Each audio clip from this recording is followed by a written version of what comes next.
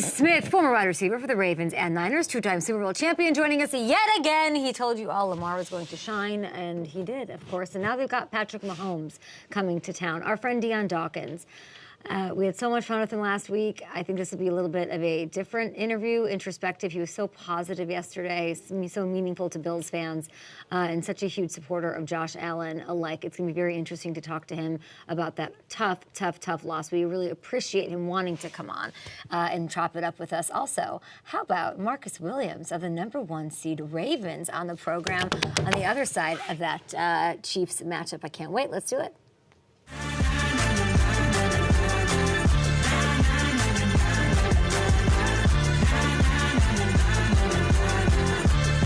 Damn good lineup, people. Thanks for subscribing at Up and Adam Show on YouTube. Damn good lineup. Tori Smith, Dion Dawkins, Marcus Williams, all on the show. Do you have questions you need answered ahead of Championship Sunday?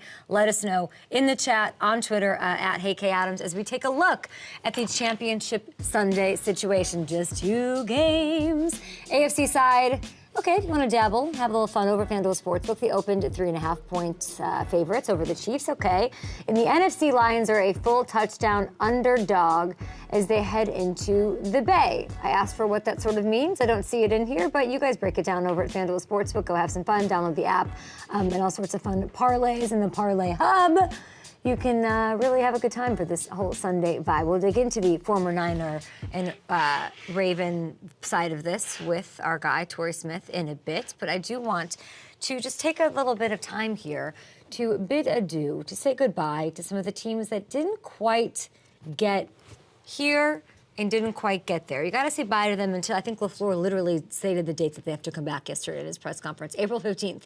I'll see them then, and we have to deal with that. There were some, I feel like more than usual, or maybe I'm just watching the game differently this year, really emotional season wrap-ups yesterday. There were some real tearjerkers out there. And Packers, here's looking at you kids. There exists somehow, understandably, this sentiment of, this is the youngest team in the NFL. They weren't supposed to be here. House money. They're ahead of schedule. Hooray! And while I do sort of feel that and understand that to some extent, and I do look at this year as a big success for Green Bay for sure.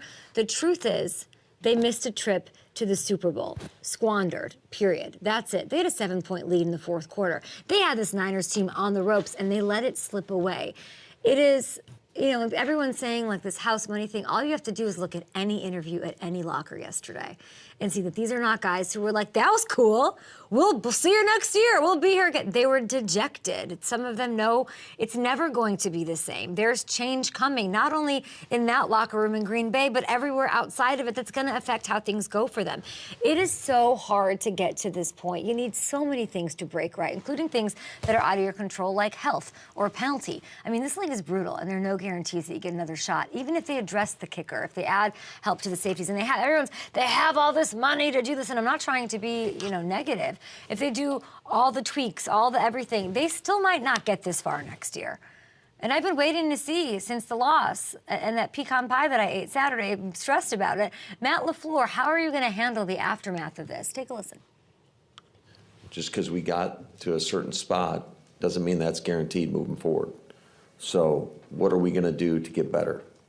And the expectation is that when they come back April 15th, they're better than the team that left today. And that's not just going to happen by chance. You got to work at it, and you got to put in a lot of hard work. You got to have a great plan. The coaches are meeting with each individual right now and giving them 1 to 2 things to kind of work on over the course of these next 3 months.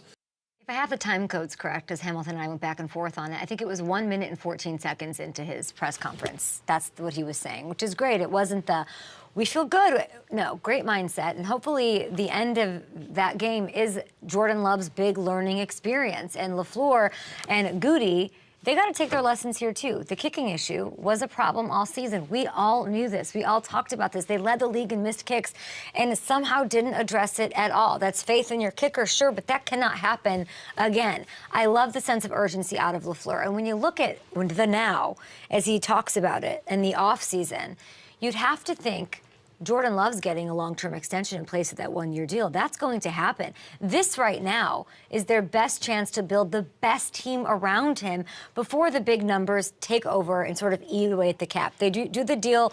Schefter's saying May. They get it done there. The cap isn't bad until like a year or two from now. You look at Burrow, you look at Josh Allen, their contracts are similar. It'll be fascinating to see even what happens with him. You can only sort of liken it to Daniel Jones-ish. I'd point to Jalen Hurts-ish as well. There's a lot of interesting intrigue with that, but they have the money. They got to get it done. It's a young team. They do have a bright future. They're all excited, but the truth is, and I don't mean to be this, but like the clock is ticking. The plan here has to be to figure out what happened after that 2-5 start that went right for Love. What led to this insane turnaround in a quarterback who ended the season with one interception over the last 8 games of the year? Was all of that success because of Aaron Jones? A lot of it? The heart and soul of the team, who averaged 22 touches a game over the last 6, including the playoffs? I think so. I think Aaron Jones changed everything. So, I think he's the best thing on that team. He said this is the best team he's ever played on. He's 30 next year.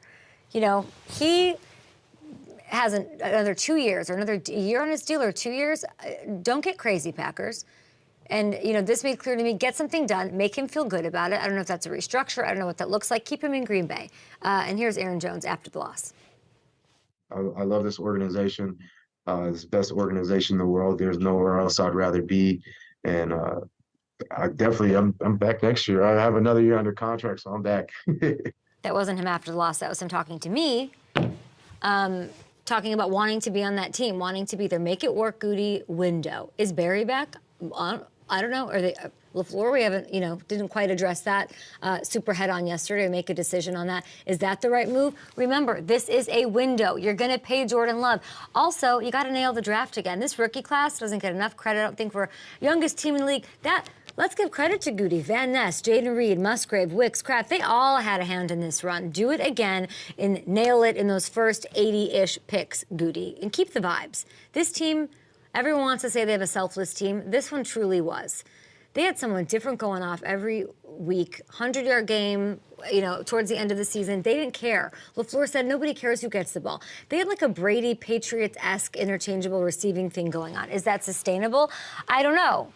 Not one of them is going to eventually want to be the man, get paid like the man, lead.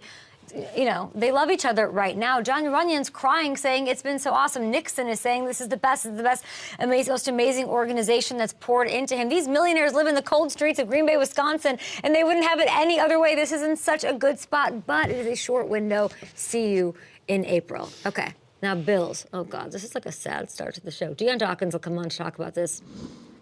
Torrey Smith, Marcus Williams as well. The attitude in Green Bay overall yesterday was hopeful. The vibe in Buffalo was a bit of a downer, and it should be. 3rd straight divisional round exit. Sean McDermott, weirdly, we were looking for, where was he? Did not speak to the media yesterday. Josh Allen, of course, did, and he talked about what the future might hold for this team. All signs are still pointing up with this team. I know it feels bleak, and there's probably going to be a lot of change, whether it's personnel, guys coming back, guys not playing. Again, that's all speculation. That's nothing that I know, nor can I, focus on, to be honest. I just got to continue to keep working hard and bringing the guys that are here along and keep trying to mesh everybody together. And, it takes an entire organization. It takes every single person in this facility to win a Super Bowl. And obviously we haven't gotten it done yet, so some good long looks in the mirror. Okay, so there's probably going to be a lot of change, whether it's personnel or. That's what he said. That's the quote. He didn't really finish the thought there. I don't know if he caught himself, but at some point, with this team running into a brick wall in the playoffs every year, there's got to be, and there should be, a shakeup.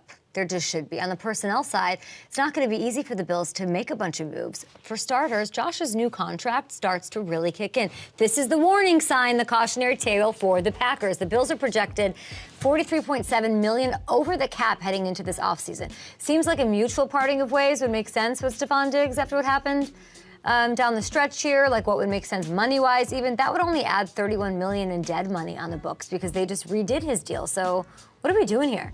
Von Miller only played on 22% of snaps and didn't record a sack this year. He's in the very same situation. The bottom line is that this team is at a point where they can no longer avoid a hard look in the mirror and a big change. They went all in, and I'm not saying they didn't, all in the past 2 seasons. And if they're going to stay in contention, let alone push further next year, which is all we're doing here, there's going to be, I guess, some creativity, something a little like newfangled, and got a big-time draft out of Brandon Beane, because the Rams this year showed us you can rebound like that from cap issues. And all of everything that comes with going all in, even in inherently making some mistakes and going all in, that Gurley contract, all of that. But, I'm not writing off the Bills by any stretch. We've seen it done. But this offseason is going to completely make or break it when it comes to Buffalo and their ability to sort of get to that Super Bowl. God, I hate that we're talking about this. I can't believe that this team is not in it. We've got Dion Dawkins on the show in a bit to talk about it. Marcus Williams of the Ravens, he's still very much in it and very excited and dancing amok as they get ready to welcome the Kansas City Chiefs to town. So that'll be all really exciting. We had Terrell Suggs on the show yesterday. Torrey Smith is here. He wants Ray Lewis to be the legend at the game. It'll be. I wish I was in Baltimore. I wish I was swinging by Jimmy's Seafood, grabbing myself a crab cake, and headed to that stadium. I would love to be at the bank this weekend, but we should give out some attaboys. Let's be a little positive. Those were some sad goodbyes and some to-do lists for these teams. We want to give some love to some heroes, some great performances championship weekend, and we're going to start with a guy who just made clutch plays. 49ers receiver Juwan Jennings. Okay, so Debo leaves the game, and he's been really important on this team for the past couple of years, and he does all the dirty work, right? He's one of those perimeter blockers, really one of the best in the league, but he caught just 19 balls all season long.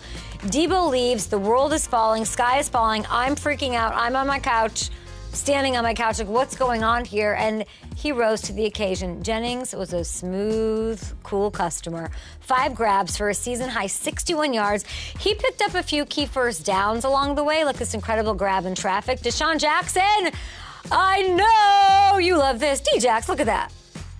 Let's go. Attaboy. Right. Thanks, Eric. By the way, stepping into a bigger role didn't stop him from blocking his ass off either. I mean, he was burying defenders into the bench. I love this. He opened things up for a big catch and run by Kittle on this play. So very sad for Debo. We're checking in. We're doing wellness checks, and we're hoping we see him back out there on Sunday. I'm glad we got to see Jennings get some shine. 19 catches all year, 5 grabs.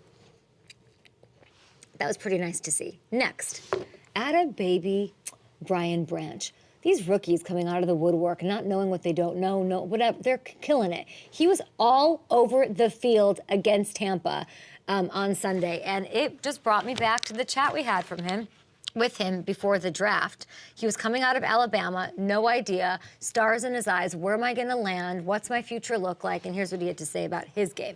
What is the biggest thing that you want people to know about your game? Just how versatile I am.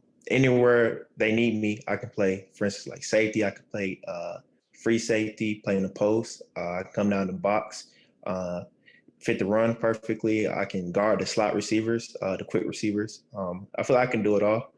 Just one of those do-it-all safeties. And just at the next level, I'm ready to, show everybody what I can do. He was not overselling himself, and he's been killing it all year long. He's versatile. He helped send the Lions to the NFC title game with 9 tackles, a sack, 2 tackles for loss. I mean, we love to see a quarterback get dropped, don't we, Howie Long? Attaboy. Howie loved a Branch moment. This dude was stuffing the run. Huge plays in coverage. Got after the QB. Monster game on a big stage. Finally, for our last attaboy. And if we're missing one and you think we missed, and I'm sure we missed a bunch, at Up and Adam Show on Twitter, or hop into the chat and let us know who deserves an attaboy. In case they had to keep the Gatorade heated to not freeze over. I don't know why we don't play in the summer. I don't want to go to a game in the winter. I don't want anything. Maybe I'm an XFL girly and I don't even know. I don't understand any of it. Anyway, finally, Chiefs receiver, sorry, Eric, former Packer, Marquez Valdez-Scantling. Tough regular season for him, okay? We always remember the drops, right? He's remembered for that more than anything else. But then the playoffs sort of have a way of cleaning the slate. Tabula rasa, as the Latin people would say back in the day. He really took advantage of this opportunity on Sunday night. 2 catches on the day, but they were beautiful. They were spectacular grabs. 30-plus yards a pop, both leading to Chiefs touchdowns. So we're going to have Torrey Smith on the show in a minute. But Tori, I can't wait to see this. Tori, had a baby. Yes, sir. Had a boy. Oh. Yes. Wait, is that our best one? Yeah, I think that Torrey Smith one is our best one. Plain and simple, there's a good chance the Chiefs do not win without those plays from Marquez, those grabs, those beauties, 30-plus yards. Mwah. And he might have to have a big performance once again. Travis Kelce's looking great, but it's a big game in Baltimore. We'll talk to Marcus Williams in a bit. And so, yeah, we're going to take a break now because we do have Torrey Smith coming up. Attaboy! We got Torrey Smith, who's got to be excited about this weekend. I think you should be the legend this weekend. Ray Lewis.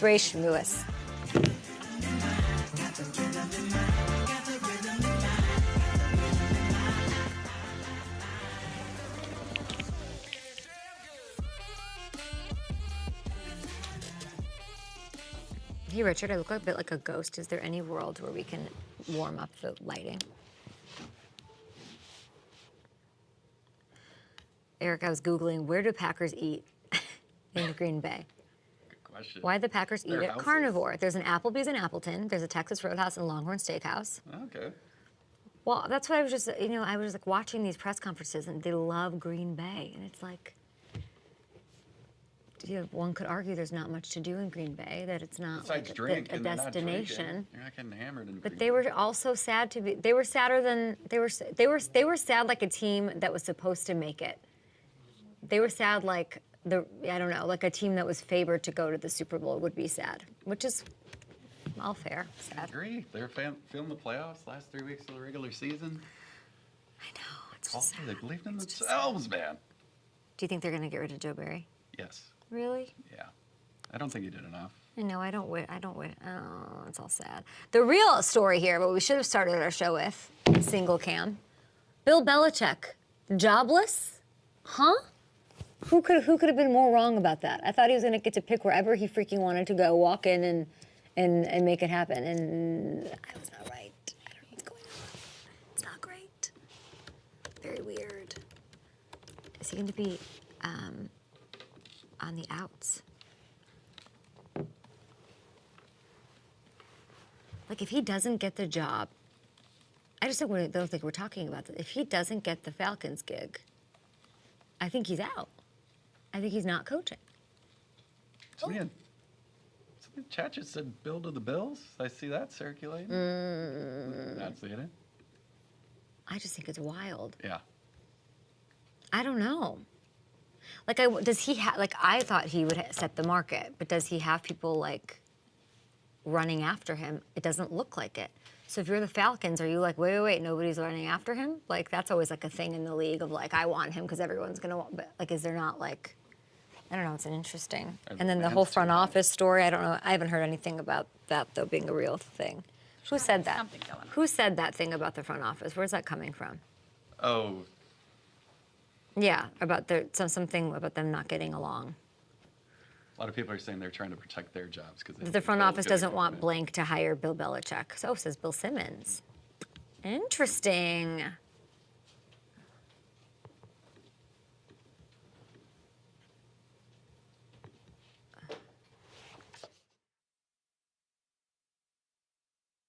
It'd be inappropriate if I said it right here. It would, But yeah, we wasn't really doing anything, to that defense. They was playing great, and that offense was playing great as well. But we wasn't doing our job, with our unit. In second half, we went to putting points on the board, start moving the ball, moving the chains, and start looking like ourselves. Jackson keeps Stanley in front of him. Touchdown, Lamar. Our first guest, one of the 71,000 strong, rocking with the Ravens at the bank. He played 8 seasons at wide receiver for those Ravens, the Niners, Eagles, and Panthers, 2-time Super Bowl champion and host of Trending Thoughts. It's a great podcast you guys need to download, subscribe to, and listen to wherever you can download your podcast. Tori Smith, how was the bank? It was crazy. I'm not going to lie. I mean, being there, they have all these upgrades and stuff since I played. Their lights all flashing, flickering on and off. But the crowd was crazy. I mean, it was freezing cold, but I mean, it was awesome. And for me, my perspective was completely different. I was there with my son. So watching him in the moment, just being a fan, it was a special day for the Ravens, but even more so for my household as well. From quarter one to when it wrapped up in the fourth quarter, what was the big trending thought that you had about this Ravens squad and how this game went? Man, my prediction was they were going to win by double digits, but it was tied at halftime. I was like, hold on now. What's going on? Because, people like to search for reasons as to why a team isn't playing well right away. I think people think it's like this automatic thing, like, hey, the game started, you're going to play well. That's just not how it works. So there's all kind of excuses. Oh, they had a bye week. That's why they started slow. I'm not going with any of that. The Texans just played well, and the Ravens didn't execute as well. They changed some things up at halftime, like good teams do, and they came out and dominated the second half. But it was fun to watch. Lamar Jackson at his best. I think if anyone in the regular season wasn't convinced that he was the MVP, I think he for sure said, hey, let me remind you real quick. And he was clearly the best player on the field, and it was fun to watch. What happened in the locker room, or what happened in the second half that you can point to as you're mentioning they're tied up 10-10 even, then they come out and score 24 unanswered? Why was the team different?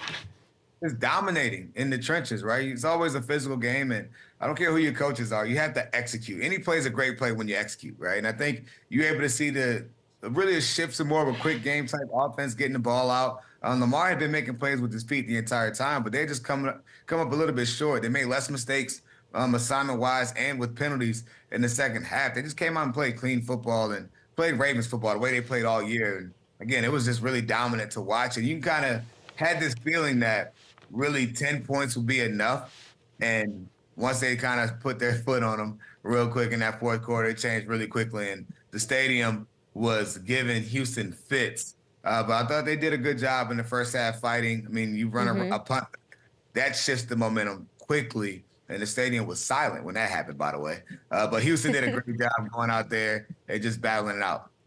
It's funny that you're talking about all of the things that are different, even just in the stadium, from what it is now to when you played. I had Sis on yesterday, and Terrell Suggs. I was trying to get him to compare it to his Super Bowl champion team, like even just Roquan and Queen. That's like you and Ray Lewis, and he was not having it.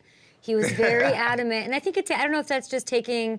Maybe I don't know if it's a healthy ego that, like, that was our thing, this is their thing, or it's a healthy ego to say, like, let them do their thing. They're being special. I don't want to have any part of it. I was really interested in that answer, but interesting to me, what's, like, the thing that's been the consistent piece that makes the Ravens keep going, and it makes it, like don't tell me about the differences. Tell me about what's the same, and I imagine it has to do with Harbaugh.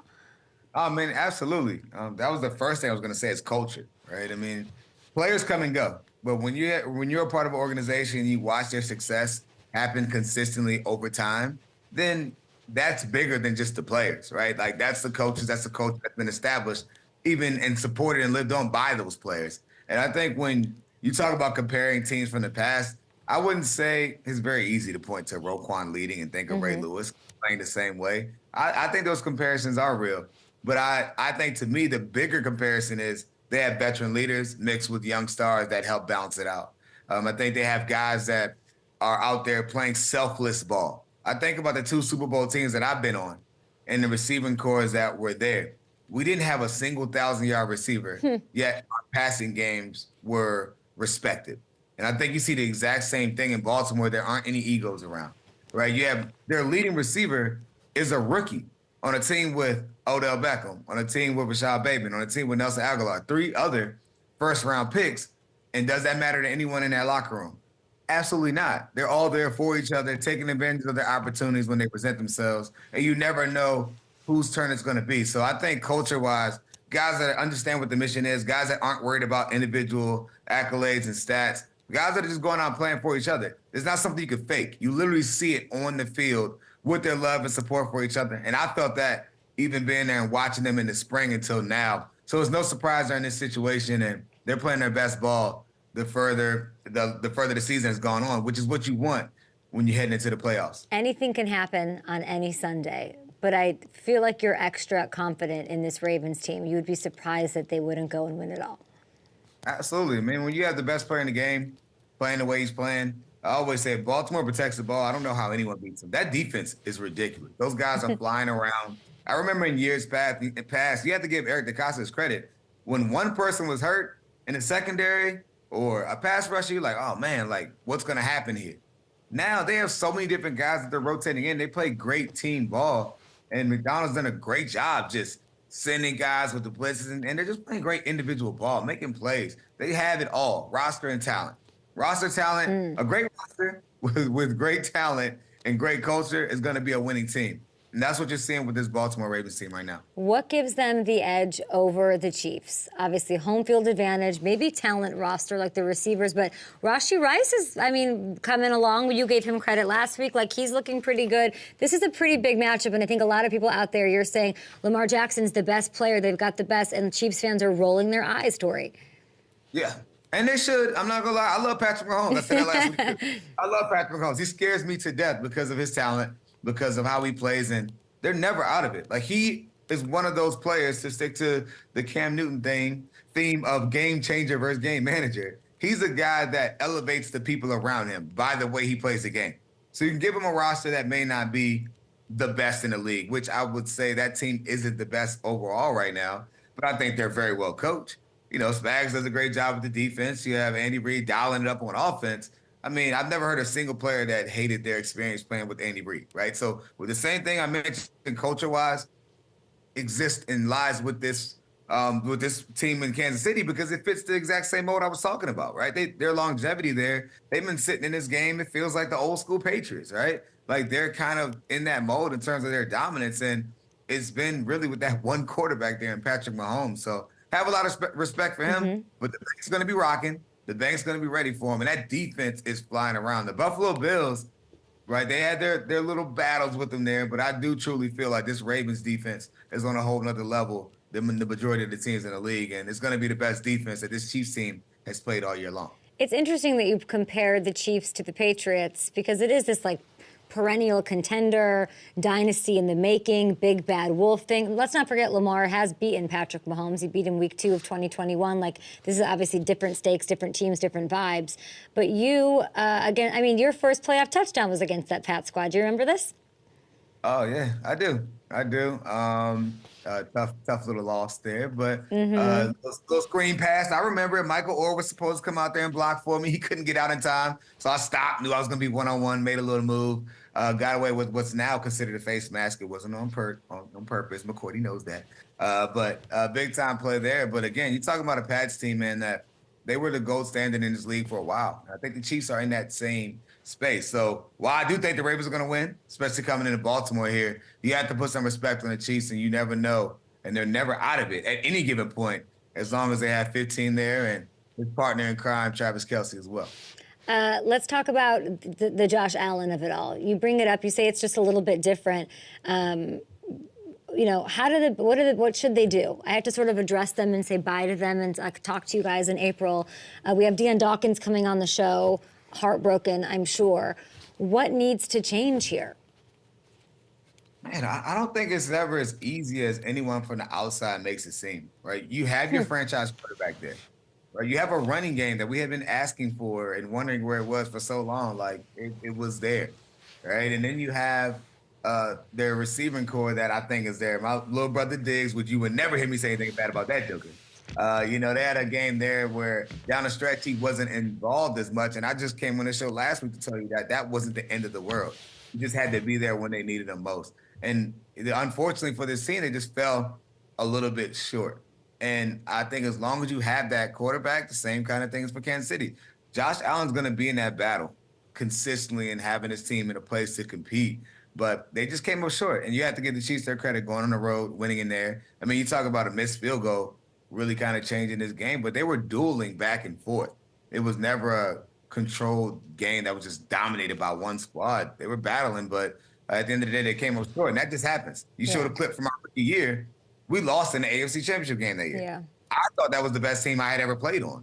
We didn't win it. We won it the very next year with the team that I don't think was as good as the team that year. So just because your team is good doesn't mean you're going to get it done. You have to play, like you said, on any given Sunday and come out there ready to roll. And I think this Bills team, because of the way they're built, I think they're built to survive. Now, they have to deal with folks in the media and fans and everyone nitpicking everything that they do. But this is a roster that needs a little more, but it's a team overall that has a chance to be a contender, a Super Bowl contender year in and year out. They just got to keep it okay. Like you're saying, in 2011, I showed that play of your touch. And by the way, you're the quickest receiver alive. Like you're so freaking fast on that play. I hadn't seen it in the control room, and I just saw it, and I was like, oh my God. But you lost. It was heartbreaking. But the next year, you went and got past them. You got past the big bad wolf, the big brother, whatever it is, and on your way to your Super Bowl. So it definitely can happen. I'm curious your thoughts before we let you go in the NFC, because I don't know what to make of these quarterbacks. Brock Purdy, I love him. We're talking about him as the MVP. Shaky game with the rain. People are talking about hand size, the whole thing. The Packers, almost took it to him. Jared Goff, he couldn't have looked better. I have lots of confidence in him, especially in the fourth quarter, which he keeps just like baffling everybody with the numbers in the fourth quarter. Which of these two quarterbacks are you trusting more right now to get you a win? Oof, that's a tough question. I think Jared Goff has been excellent this year overall. But I'm still gonna buy Brock Purdy. I mean, people have been hard on him, right? I think this backstretch, people have treated him like he's a bum, right? And that's not the case. I think it's unfair to him that he gets criticized for having good running backs, for having good receivers, for having a good offensive line. What's the job of the GM? To put those people around you, right? And he's being penalized by the public for having a good environment, a healthy environment for a quarterback. And I think overall he's played well. Yes, last game wasn't his best game, but that doesn't mean he's not your franchise quarterback. You can win a Super Bowl with him as your quarterback, and I think they stand a great chance at doing it. So I think with Brock Purdy coming there, C-Mac, Christian McCaffrey being healthy, which I will tell y'all week in, week out, one of the best players I've ever played with, this team can compete and beat anybody on any given day, and I see no reason as to why that's not going to happen versus Detroit at home. I expect to see the 49ers in the Super Bowl. 49ers versus the Baltimore Ravens, the two best teams, the Torrey Smith Bowl in Las Vegas. I understand you'll be at the bank this weekend. So I will be at the bank, but Kay, I'm not going to lie, I may have to make an adult decision there. It's tough. My 7-on-7 team with Level 82, we're traveling away. Yeah.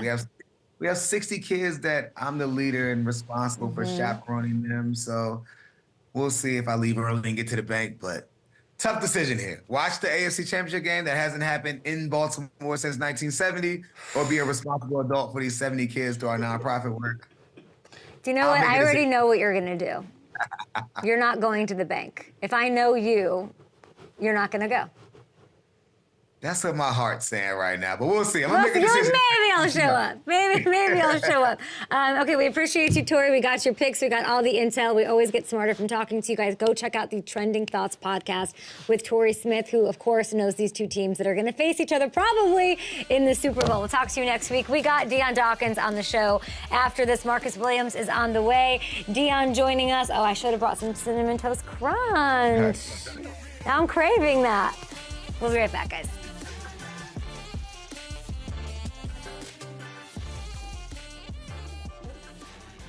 Thank you. Never not in a good mood. I know. He's awesome.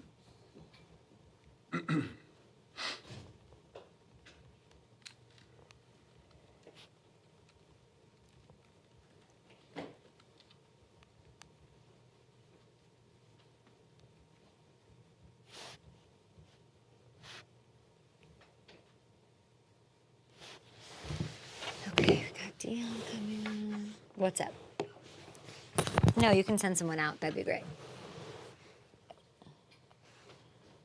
Okay, Dion, Lucky Charms guy. Okay, if you guys have...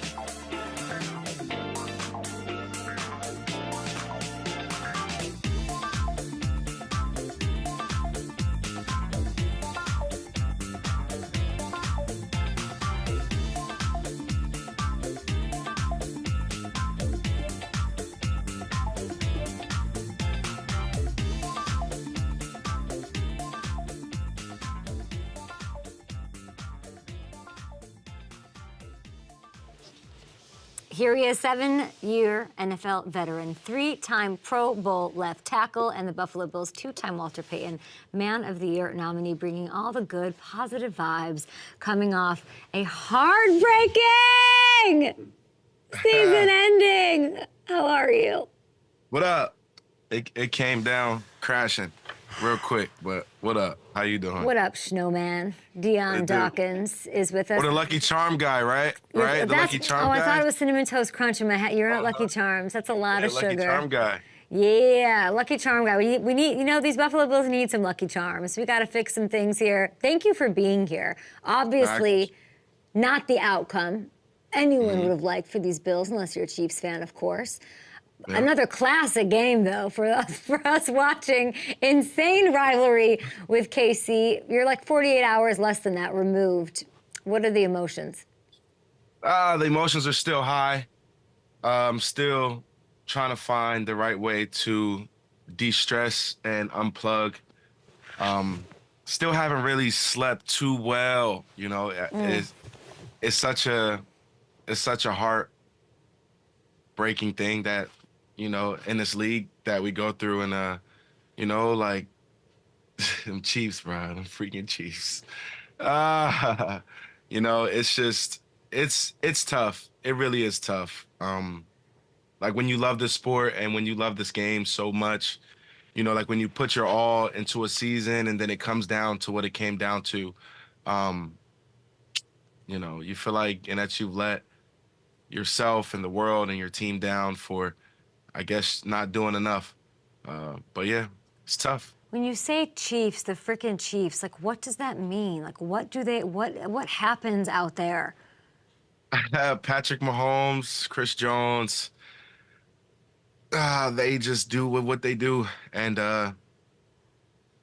it's an honor truly to be able to play against, you know, great football players in itself, you know. Like we play this game to be the best, to play against the best, to be in the same, you know, arena as the best football players, athletes in the world. And when you play against the best athletes, you know, it brings the best out of you. So, you know, not to say that it sucks that we can't meet them in the Super Bowl and we got to go through them to get there, but it's just a good deal in itself that they have a great organization. They have a great organization, and they show it every single year. And truly, I'm a fan. Like, out of respect, I am a fan. I always have been. I like great athletes. I like great players, and they're great players. You know, like this is the sport. This is why, and we play it so we could talk smack. We play it so they could talk smack. We play it so there is a competitive edge, or there's an advantage here, advantage. Like it's a beautiful world, and I'm thankful that we get the opportunity to even play. So really beautifully said. Did you talk to Mahomes after the game? Nah, I walked right past him. Were you mad? Nah. Of course. It's always love, and I mean, love. It is, but when you saw him put good luck on his caption, were you just like, oh, shit? Nah, see, look, I'm gonna tell you the truth, right? People are so, not weird, but people just be trying to find any type of fuel, right? In that interview, I started off with, look, this is no disrespect, because it's not. I'm just speaking the fact. I was just speaking the fact that Pat Mahomes has never came to our stadium. So, you know, like, good luck with whatever you have to do to figure out what you have to do to win, which he did. So, yeah, do you think it played a factor? What? People out there saying, "Why'd you give him fuel, bulletin board?" Like people are sort of saying that you got him going. No, he wasn't thinking about that the whole game. Like, he wasn't like, "Oh, this is my good luck drive. Oh, this is watch. I'm about to show him good luck, good luck." Like, no, like absolutely not. Like people see media clips and people see what goes on, and that's just and what it is. But no, I don't think, and that fueled him. But I definitely think that as a top competitor on this planet, like, Like, he kept that there, like, all right, cool, I got you. But Bet. that's why, and we play. Like, we don't play to be quiet. Like, I don't play to be quiet. I talk smack when I'm playing games, and this is what makes it fun. Like, you know, big skinny guy. You're like, hey, I'm gonna talk my stuff. And you I'm do gonna talk my stuff. But it seemed it's very respectful. And even in, yesterday was a tough day in the locker room. You were positive. You're being positive about the Chiefs. Like, you want to play the best of the best. And it was one of the best games. And I can't even imagine the emotional exhaustion that you have, the back and forth, the 5 lead changes in total. Your offensive line did play great. 182 yards rushing, not allowing a sack. As an O-line, how were you able to find such success against the Chiefs defense? Because Baltimore's watching this tape.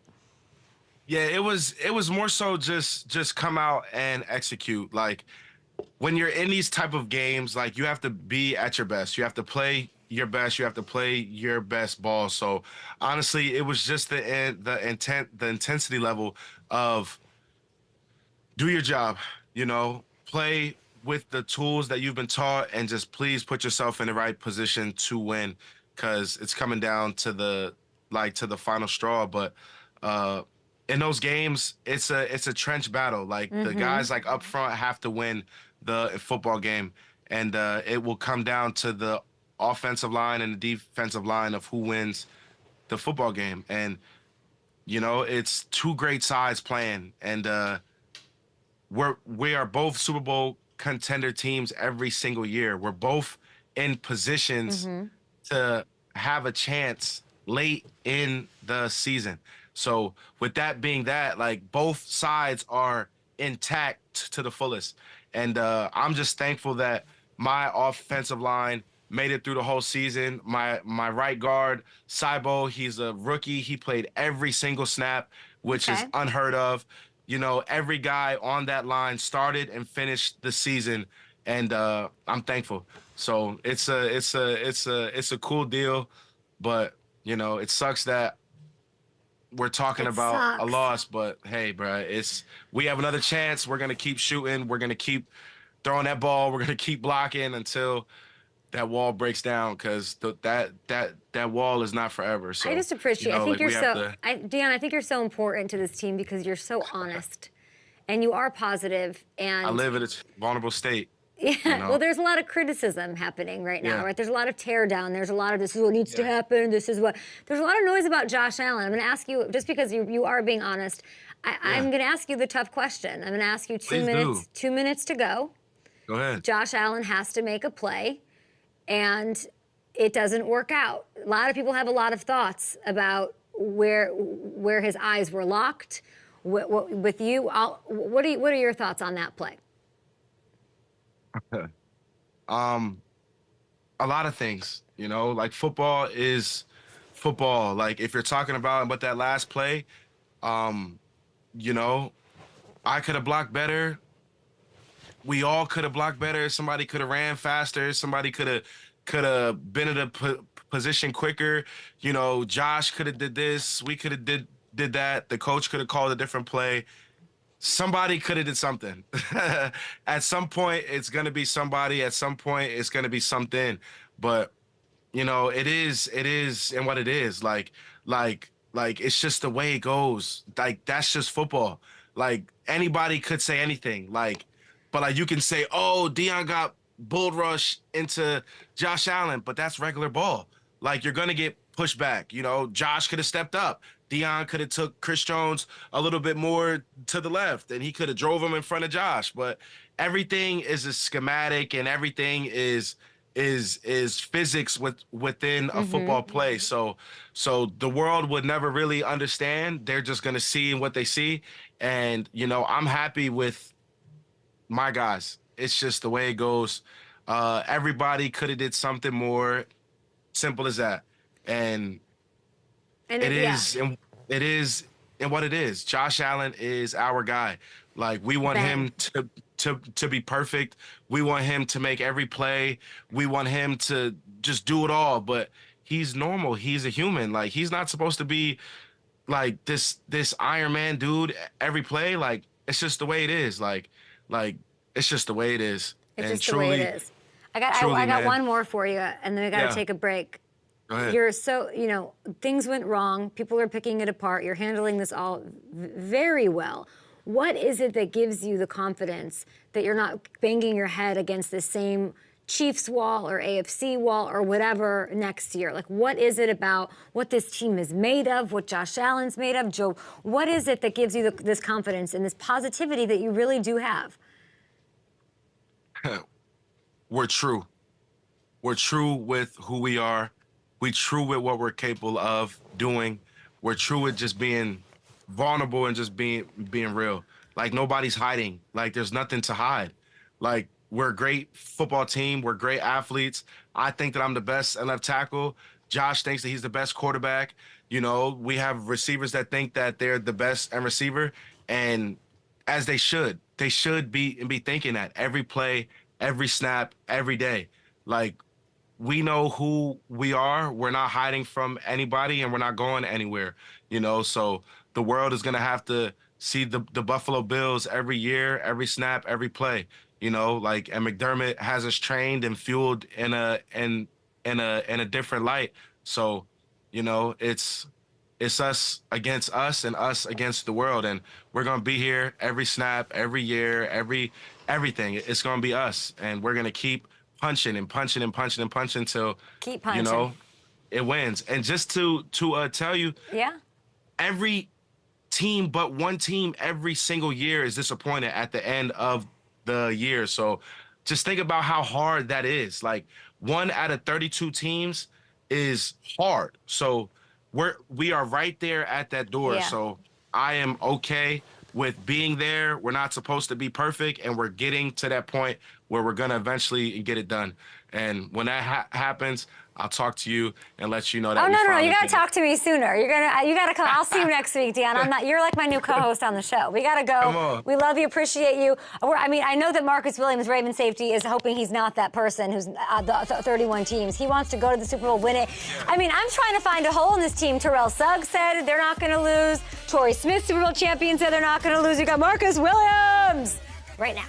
Yeah. Yeah.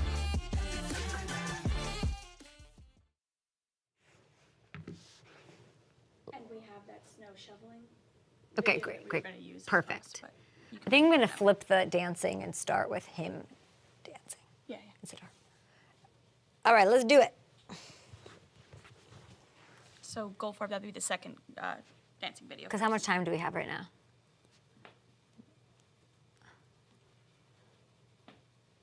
With the break, without 6. Yeah, let's do it. Let's do it. We're doing the interview.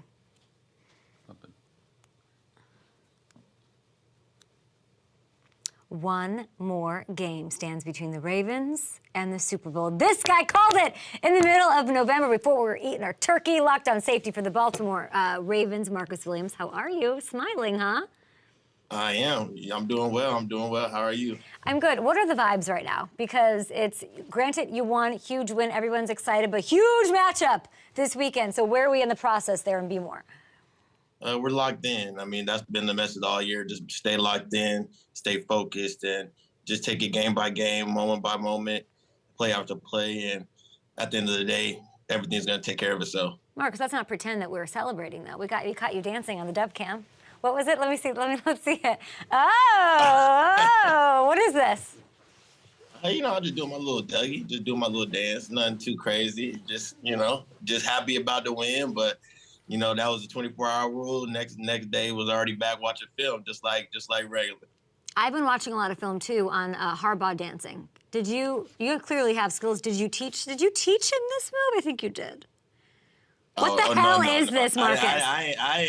Look, he taught himself that. I didn't teach him that, but listen, he doing what he's doing. He happy. He ready. Terrell Suggs told me he never saw Harbaugh dance like that in their round they were first, and it was so stressful, and it wasn't very loose on their run to a Super Bowl. Is there a looseness to this locker room?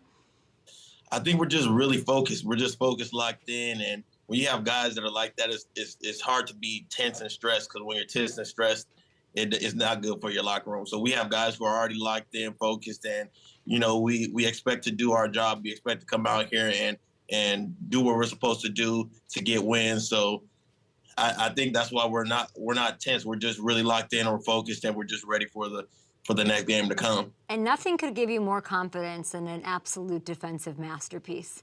On a young quarterback who was lighting the world on fire. 0 offensive touchdowns, Marcus. Nobody made Stroud look like this. I didn't see Stroud looking like this once this year. You were swatting away passes left and right. Now, you've been on some great defenses in your career. What makes this one stand out? What is special about this 2024 Ravens squad?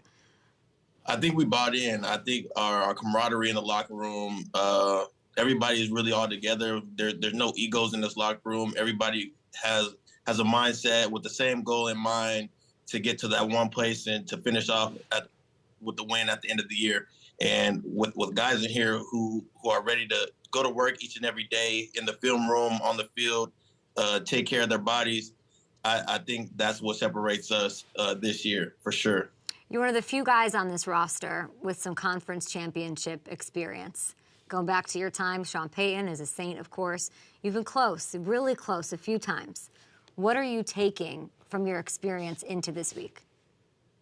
I think it's just to stay in the moment, just continue to fight, continue to get better day in and day out. Don't be satisfied. The job's not finished. The job is never finished. And once we get to this game, we know what we have to do. We got to put it all on the line. Play in and play out. We just have to lock in on that play and finish. And when you finish the game, finish the half out strong, you know, the outcome should be in your favor for sure.